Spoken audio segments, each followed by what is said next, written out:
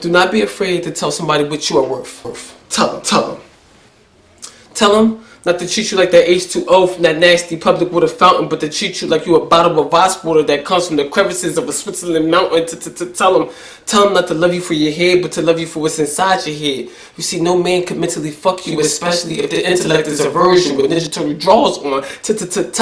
Tell them not to love you for how beautiful your eyes look, but to love you because you can capture the clandestine power and its potential. Tell them not to love you for your lips, you see, because his ears can have orgasms to your empowerment. You see, most men heartbeat survives off the encouragement that comes from a woman's mouth.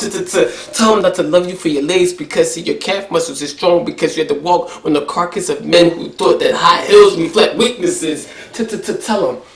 Tell him that do not let his testosterone drink sexism at a happy hour special, especially when he's talking about this woman. See, tell him that you know that the body is crazy, which means more than likely you could break the modulus of the elasticity of a penis, but that doesn't mean he needs to ignore your intellectual coating. Tell him that you know that you look like a snack, but you are more like an expensive entree. You see, more than likely you could destroy his pancreas because it cannot produce enough insulin to contain your sweetness. See, tell him that you won't be one of those girls that have sex in the bunch of the covers, and matter of fact, you won't be his third or fourth baby mother. Tell him what you are worth, because if you don't, then the assumptions will become your treatment plan. Tell him that your power does not come between the filling between your legs, but the power comes in the ability to create life, which is more valuable than every natural resource that's in the crestline of Africa.